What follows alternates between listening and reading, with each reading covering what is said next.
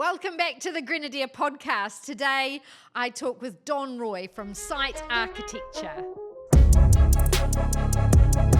You obviously love this business. Tell me what you love the most about it. Today, an absolute exclusive. Welcome back to the Grenadier podcast, Real Estate Uncovered. Well, hi, Don. Welcome to the Grenadier podcast. Lovely to have you here. Well, thanks for having me. You're very welcome. Tell us a little bit about your background and what attracted you to architecture. So I've been practicing for about 20 years, or 20 plus almost. So I've practiced in Wellington and Christchurch and a little bit overseas. And I started my own practice about 6 years ago, which was awesome. Wonderful. And I think I've always wanted to be an architect. So I think when I was 6, I was drawing pictures of houses, and my grandma said, "What do you want to be?" And I was like, "I'm an architect or a train driver." So I was always keen on architecture, and I like creating things for people. And so architecture is about creating. Fantastic. Yeah.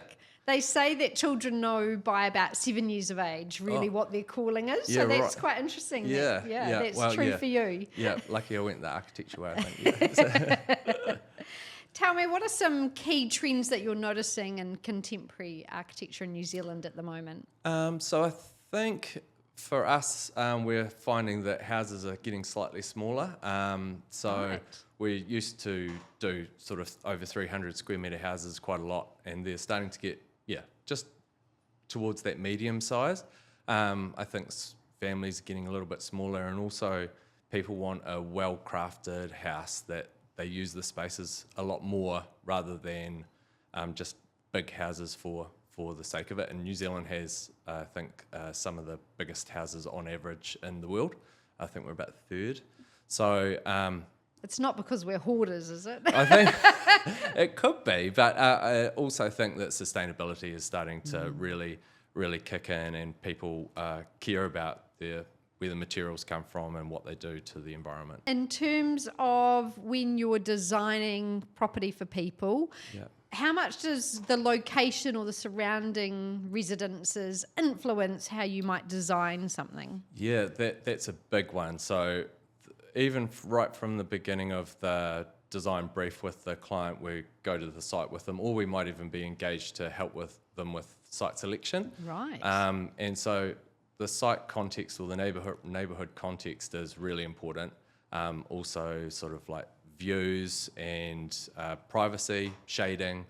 Then there's topography and all sorts of site features. So it's really important. Does it often happen that, say, your owners may have a certain brief and they say this is what we want, and then you actually take it in a completely different direction and they're quite inspired by that? Almost always, yeah. Great. So I think clients come to you knowing kind of the stuff that you do, and they give you parameters in which they want, but they also give you the pragmatic kind of things. We want 3 bedrooms, blah, blah, blah. Yes.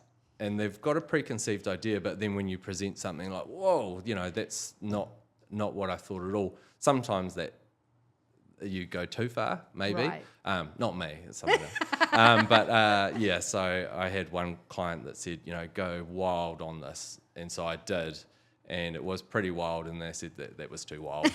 Just pull it back a little touch. So it did get, but the essence I think was there still. Yeah, and he used to, I would do the drawing, and he always wanted to be an architect as a builder. And so he'd cut up my plans, and he'd put them on different angles and things. It was Right. really cool. It was a collaborative, creative way of doing things. So it was fun. So that brings up an interesting point. Do you like it when owners are quite opinionated about what they want, or do you like more of a wider brief, or you just work with whatever? I think you got to work with whatever. Like you're entrusted with a lot of money, and people in New Zealand that their house is everything really. Yes. And so it's quite a privilege, I think, to be chosen to do that with them.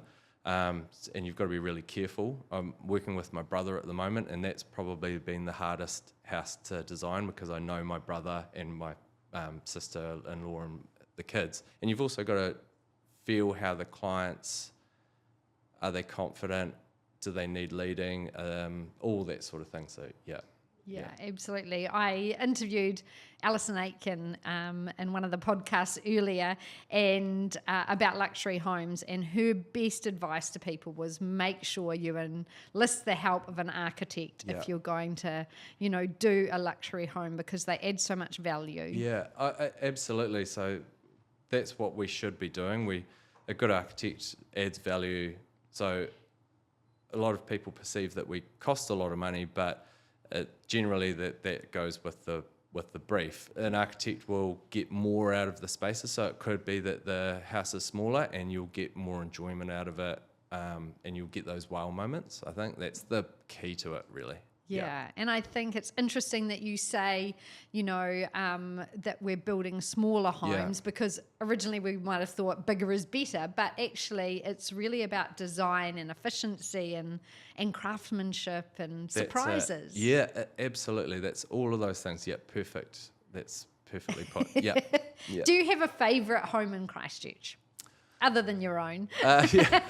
I think there's this an area called Newbridge Place, which is in Ilam, and that's got a lot of mid-century homes in it. Yes.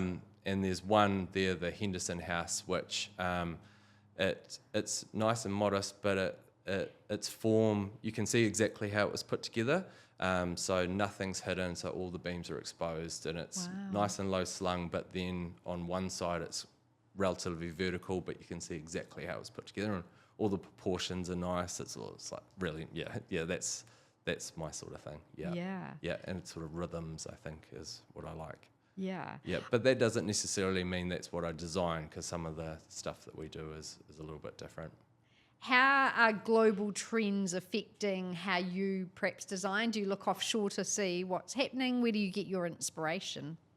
I think architects and architectural designers are always engaged in architecture. So just last night I was at like a lecture from a Chilean architect, and so we generally look at what other people are doing. We're always interested in architecture, and you're always kind of learning about it, and also with your colleagues. So we sort of present to each other, have small practice groups and things. So I guess we are part of the trend, because we're generally the first part of the process, and then it gets built. Just trying to keep up with what's going on, but not copying, because I think we're the sum of all of our experiences. So the things that you go to and the things you see are the things that come out of your head.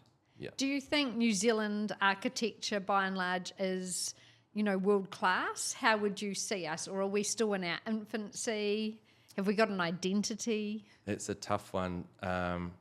There was, like 10 years ago, we were talking about the identity of New Zealand architecture, and I think we've got a Pacific flavour that's also derived from European and modernist kind of architecture of like Bauhaus and De Stijl.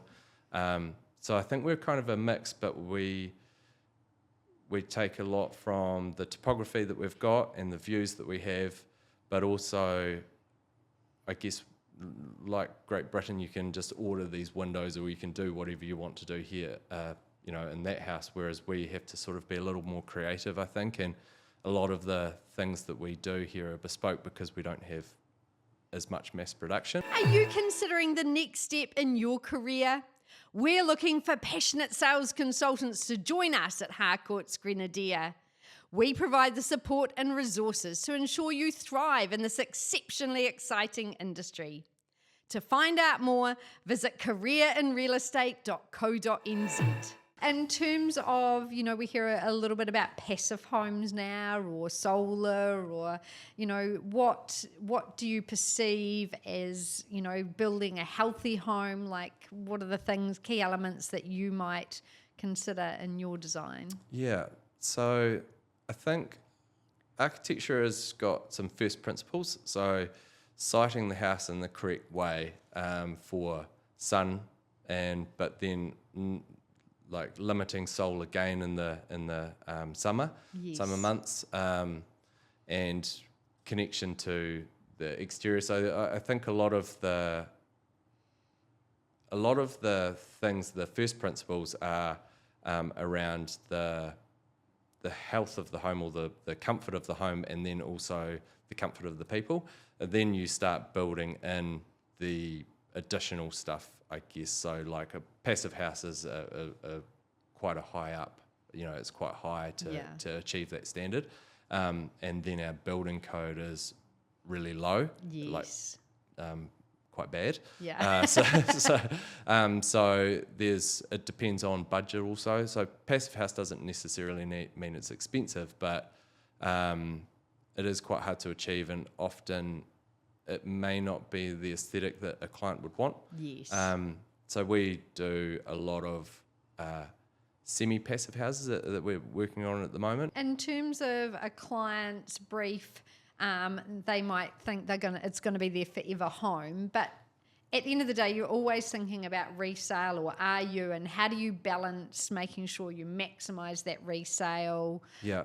I'm thinking of like if people are really specific in their design, and it's designed for their family and no one else, kind of thing. Yeah. Like too bespoke almost. Yeah. Yeah. How do you sort of balance all of those things? So at the client briefing, right at the beginning, we sort of ask, is this your forever home, or do you see it being sold in the foreseeable future? And that does inform part of that client brief. So we do think about that. If it was a 5-year home, it really does inform what we do. Although we always design to that client's personality, and I think that personality does transcend to other people. Yeah. So it's not like if I designed something for you that someone else won't love it. Yes. My own house had like yellow everywhere, and it was a little bit crazy, and then that sold in 2 days. So with Grenadier, shall we say? with Grenadier. Good on you, Logan. Tell me, how do you deal with the challenges of red tape, regulation, city council, building codes, all of that nasty, less creative All stuff? that exciting stuff. All that exciting stuff. I think one of the tricky things is that I don't think a lot of people know about what the two different sides of it are. So one, there's the RMA, which is the Resource Management Act, and then the council implement their district plan. And that's what we can build on a site. So that sort of talks about site coverage, recession planes, which are your sunlight access plane angles, and lots of things like that. And then there's the building code side, which is to do with how we build it. So the materials we use, weather tightness, and all of that sort of thing. Yes. So I think every site has its challenges around resource consents. So you get a site, and depending on what you're wanting to do or what your client is wanting to do, you might have a site coverage issue. And so you just engaging with council early and making those decisions as to whether it's probable that you'll get the application. Yes. And just, I guess, evaluating the sort of the safety of it. But then with the building code, that's to do with codes and standards, and you can deviate from them with alternative solutions, but it's got to be the right application. So there is a wee bit of flex there if you're in the know. Yeah, absolutely, and that's where your professional will Comes in. sort of guide you through that process. But Yes. it is important to know the difference between something that gets built and something that you're allowed to build. Yeah, yeah. What advice, if someone's absolutely first time ever they've considered building a home and using an architect, what advice would you give them?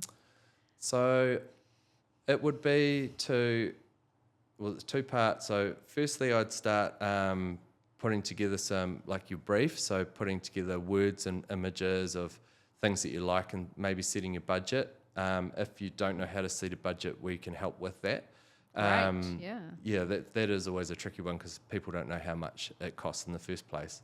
And that should be quite a fun process, like sort of aspirational, sort of Yes. thinking about, oh, I'd love this and I'd love that. I think engaging with an architect early or an architectural designer, and you really want to engage with someone that you like and gel with, because you spend a lot of time with them, and Yeah. you've got to trust them. Yeah. And it's an exciting process, and you become quite good friends, by the end of it. So Yeah. by looking at some of the maybe their some past of work. Yeah, exactly. Yeah. Yeah. Or recommendations from, Recommendations are massive. That's Yeah. probably 95% of my work Of comes your from business, yeah. comes from recommendations. So, Don, tell us about how technology helps you with your work and dealing with your clients. Well, it's really important. So we use CAD software and rendering software so we can show our clients and articulate the ideas. So from the beginning, we at the concept, we do like a little white model, like you would have had a wee cardboard one, but we do a digital one. And then that's just about form. And then as we go through the preliminary design, we sort of layer it up. So it has then claddings and you can walk through it. And then the client can like visualize themselves standing at the kitchen bench, looking out at the views and out at the landscape and stuff. So yeah, it's a big part of it. It's really important. Yeah. Yeah, and I guess for clients to be able to almost do a 3D walkthrough gives them a real sense of what's possible, right? Yeah. Don, how can people get in touch with you? Have a look at my website, which is sitearchitecture.co.nz, and then there's a contact. So yeah, just get in contact. Yeah. Thank you, Don, so very much. It's been absolutely so interesting. Thank you. Yeah, it was awesome. Thank you. Great.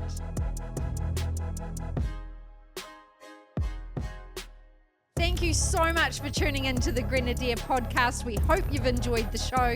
Please give us 5 stars. We'd really appreciate it.